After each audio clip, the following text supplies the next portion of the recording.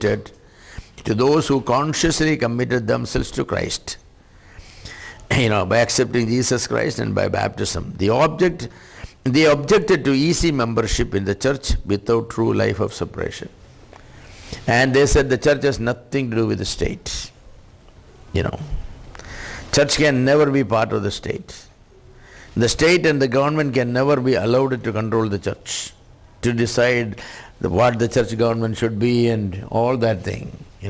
In the case of Lutherans and Zwingli and all, that was the case. Even John Calvin, those church and state was separate, but yet, not the kind of separation that the Anabaptists were insisting. They were kind of a theocracy.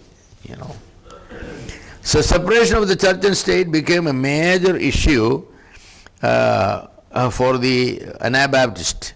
When church and state are closely knit, any offense against the church is also an offense against state, and vice versa. So heresy was a capital crime to the church and to the state.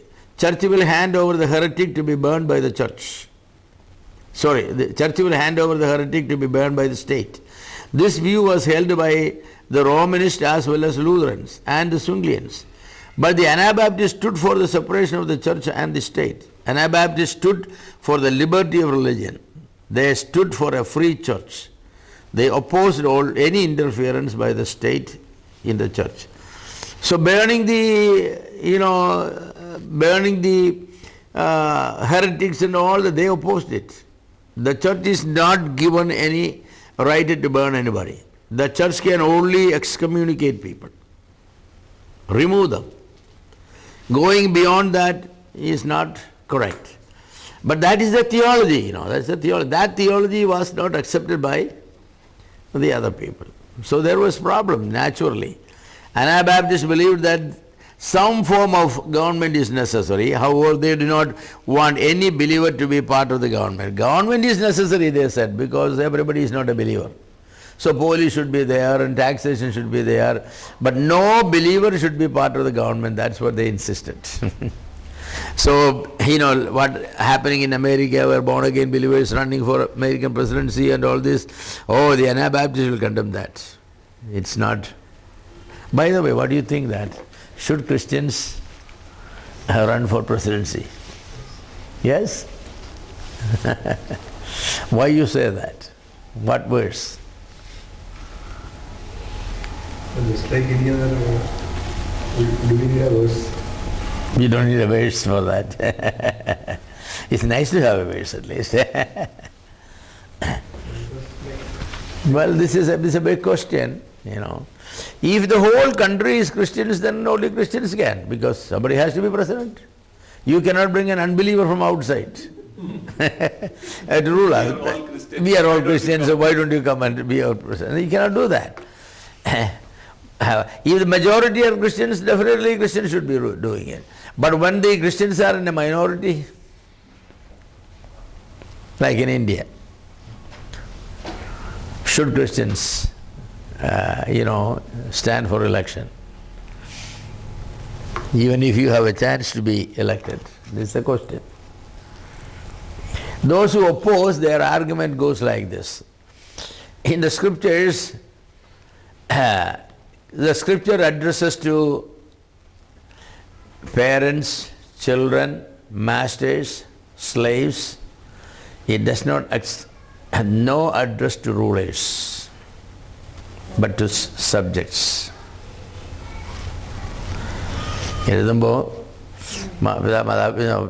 Parents, children, husband, wife, slaves and masters, and then to the believers subject to your government, but never you government, Master is there of slavery. You could be a master, you have 10 slaves at home. That's master. Or you are running a company. In the modern version you will say that you have a company and you have 100 employees. So you are the master and employees are your servants, not slaves necessary. So they say that if God expected Christians to be the rulers, then there will be a section what the rulers should be, just like parents were told what to do, children were told what to do, and the believers were told to obey the government. But never addressed to a section of believers saying that, you men who govern, this is what I expect from you. So that's an argument people use that, God does not expect. But then the question is, where everybody is a Christian, what do you do then? If everybody is a Christian, as a majority is a Christian, 80% of the people are Christians, and so will the Christians allow some non-believer to rule you? Why should they allow non-believer to rule you, when you can have believers to rule you? And so if those believers are to rule, then what verse they will say that God tells us to rule this way? In the Old Testament, kings are given instructions, prophets are given instructions, and priests are given instructions. But in the New Testament, one group of people are left out. So Paul probably never expected that believers will come to a situation where they will be in majority and, that sort of. Jesus also did, he always a little flock, right? The little flock. So where, Christians become majority,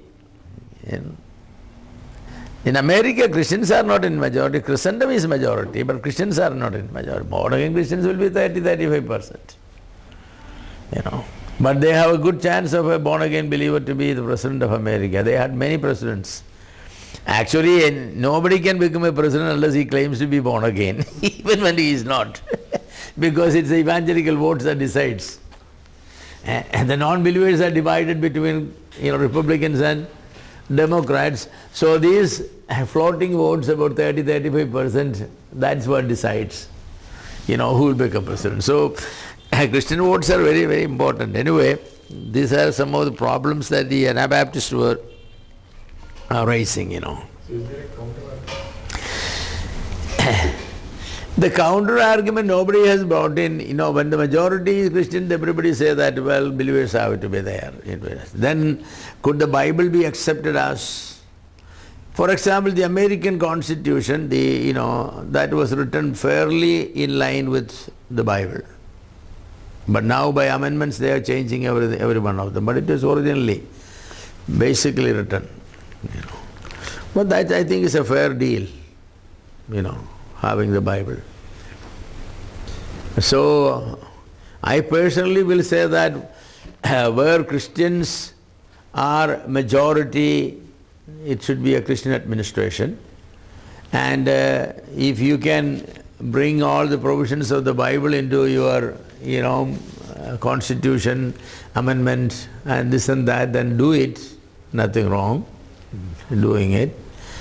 But where Christians are in a minority, I think Christians should not run for politics.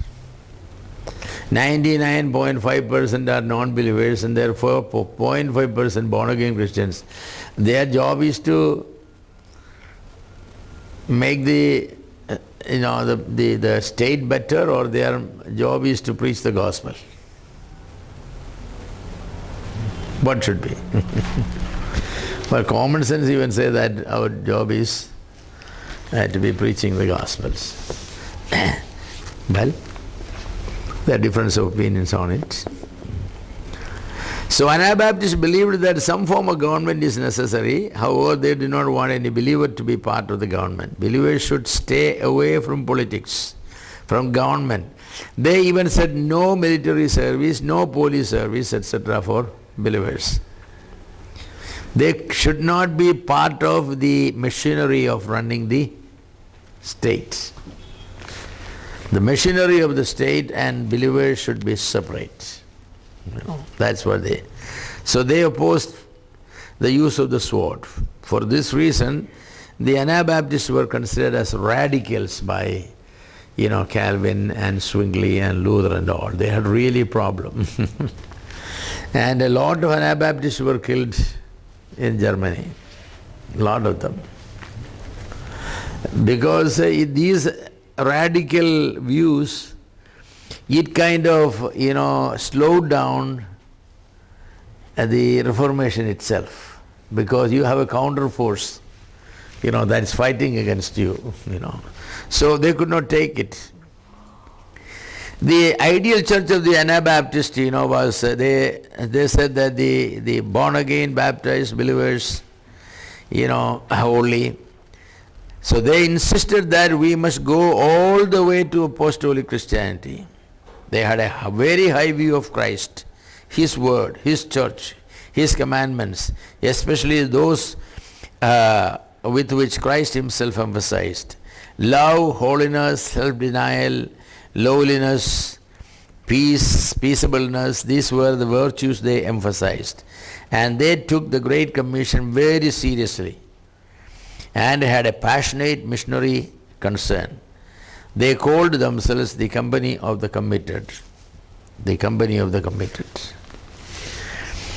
In the New Testament records, they found the church totally free from the state. And the church was composed only of born-again baptized believers. There is no proof for infant baptism. They felt that infants before the age of accountability are already in the kingdom of God, and therefore they need no baptism to be brought into the kingdom. That's what they said. Because the Lord said, of such are the kingdom of God, the Lord said. So why you have to give baptism to bring them into the kingdom if they are already? And once they start committing sin, their sin is they need to be born again and then given the baptism. So, they insisted these things. And I think I have to agree with them that, I will go with the Anabaptists than with the Lutherans and the Zwinglians and even John Calvin. Of course, I like John Calvin very much. But yet I think the Anabaptists, their problem was probably they were ahead of their time. That's a problem, I think. The timing was, they are ahead of their time because they wanted to push the Reformation too fast. The people were not there, They were not ready to get a teaching on baptism. Even the people were not born again. Some of them were, but a lot of it was a mass movement. So it should have time to think and take the roots, and somebody like Farrell had to go around and preach the gospel, and somebody like John Calvin to go and teach the doctrine of salvation, and then the formation of the church and all that. From the Catholic Church, you dumped everybody to the Lutheran Church. They had idols there, they put another building where idols were taken away. That's all what happened. So I'm not condemning him, definitely I cannot condemn, because God has used Luther, because if Luther was not there, where we would have been. God uses, but yet, on issues like this, I think Luther didn't go too far, and that probably Luther could not go too far also, because the time was not there. So these people are right, but the timing was a little,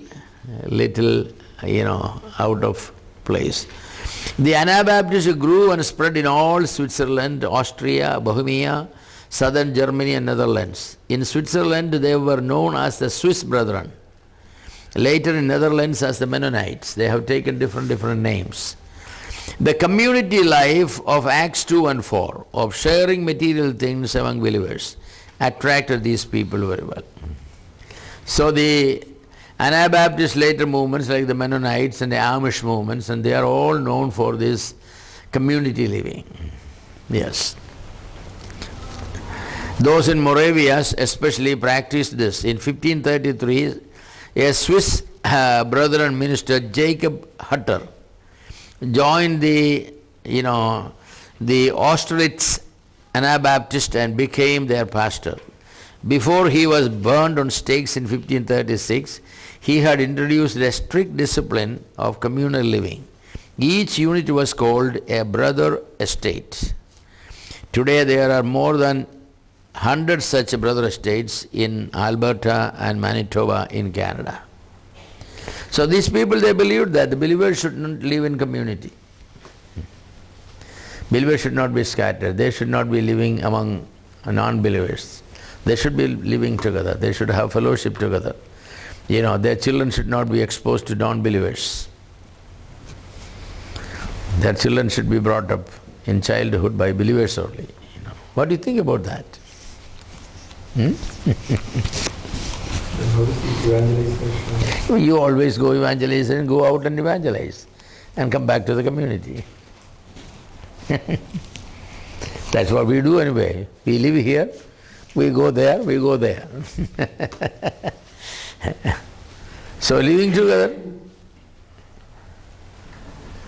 Even today they do. The Amish people, for example, it's a Mennonite group, offshoot of Mennonite. They live very primitive. They don't use electricity, they don't use automobiles, they won't use telephones, and none of that. 300, 400, 500 families live together. They teach their children up to 8th standard. They have their own school. They will teach them a trade. They do everything themselves. They are farmers. And amazing people, very good moral people. I have gone there, hard-working people. They eat good food because they don't have fridge and freezers and all these things, Everything is fresh and nice, or natural way of dried fruits and dried meat and all these things. Yeah, that's what they all live in independent homes, or they could live in a commune. Communes of 500 people, 200 people living together. The women will cook, the men will go out to work. They come for the time. They are different people take turns in cooking and all that. And nice way. Yeah.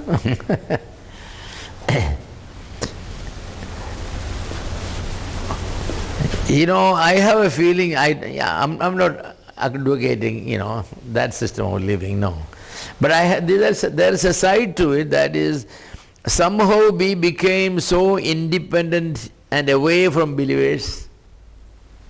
Our association is more with the non-believers than with the believers, And that's true. In any given day, we will rub shoulders more with non-believers than with believers.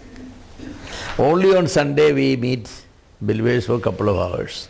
Or maybe on a Bible study, just for, half an hour, 1 hour, that's it.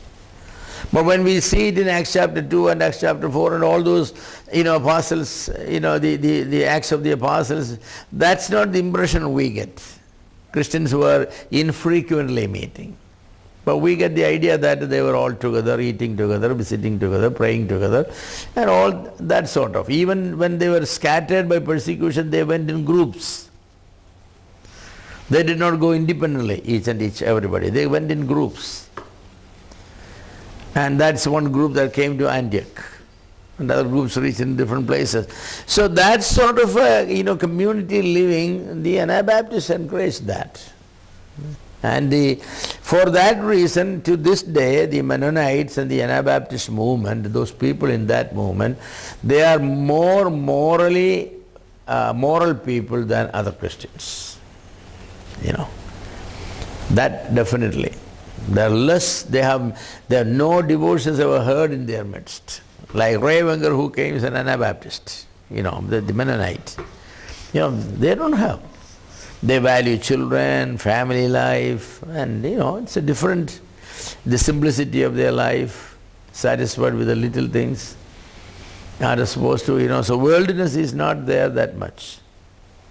So it's a good trait. We have something to learn from them, definitely. But very soon the Anabaptists were, persecuted by even Protestants and the Roman Catholics alike. Lutherans and Zwinglians, Calvinists, Catholics, all unloosed persecution. They were imprisoned, fined, drowned, burned at stakes, tortured and persecuted in all manners for crimes such as not paying tithes, not attending church, not coming to Bible studies, etc. Not their Bible studies, Thousands of Anabaptists were put to death. History says it's sad. When Christians turn against Christians, that's sad.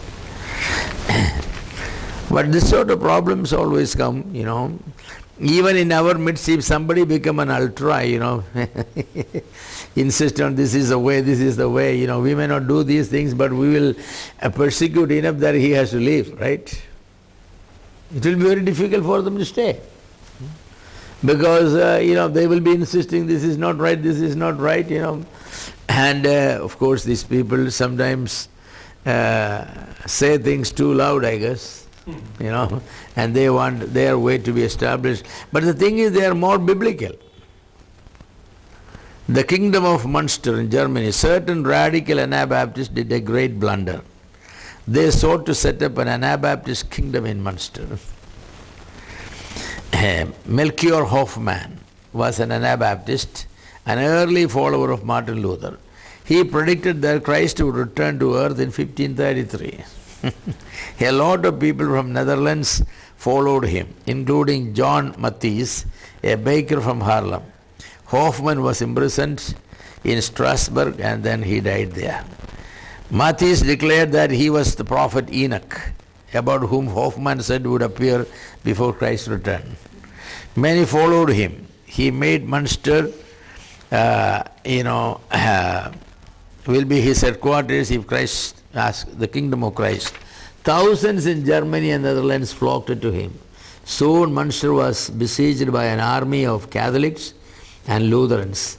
Matthies was killed in the battle, and another man, John of Leyden, took the charge. He introduced polygamy and assumed the title king in 1534. Anabaptists defended the city for a while, but finally they were defeated on June 24, 1535. Great persecution of the group followed. The leaders were horribly tortured. I mean, a good group, out of that came up this, a cult, And this happens, this usually happens.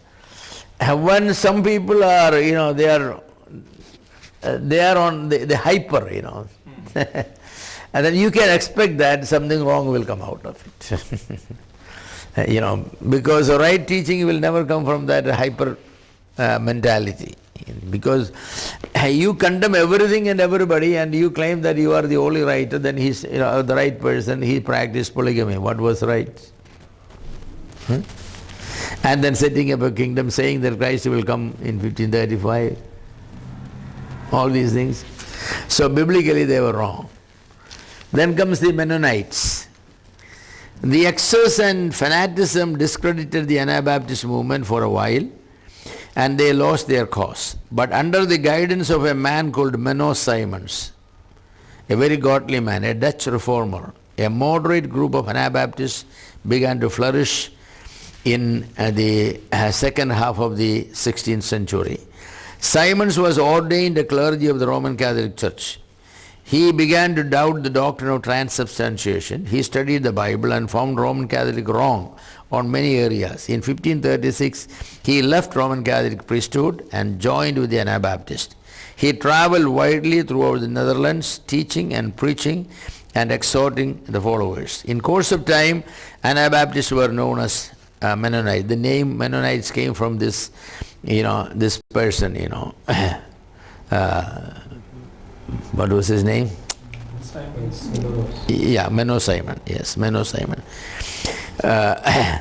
They were peaceful people, industrious, prosperous, and highly respected people. Anabaptists were universally rejected during the Reformation. The Mennonites and their offshoots were well respected, though. They still hold on to their basic views without fanaticism, And then out of them came the Amish group. In 1693, a division of the Anabaptists occurred in the congregation of the Swiss Brethren. A man called Jacob Ammon felt that the shunning of excommunicated members is a biblical command. 1 Corinthians 5:11, even don't eat with them. Others felt that this applies simply to the Lord's Supper. Following the difference of opinion, the followers of Jacob Ammon set up a rigorous church discipline and maintained a unique traditional way of life.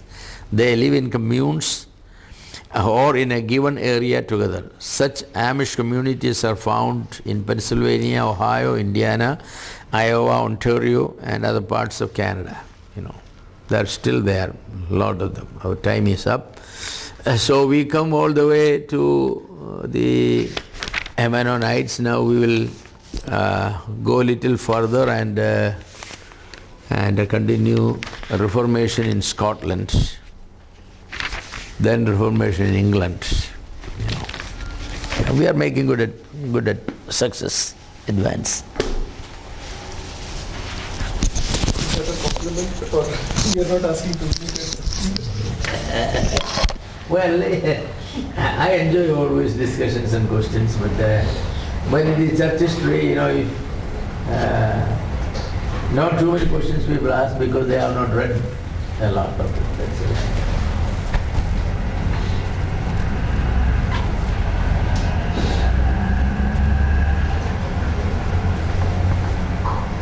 You must be getting bored though. No. We are loving, Very few people are interested in history. we are loving every moment. You are loving every moment. Very good. You must be a student of history then. I started in commerce and ended up in arts. Yeah, so Sociology and political science. you started out in Commerce. commerce.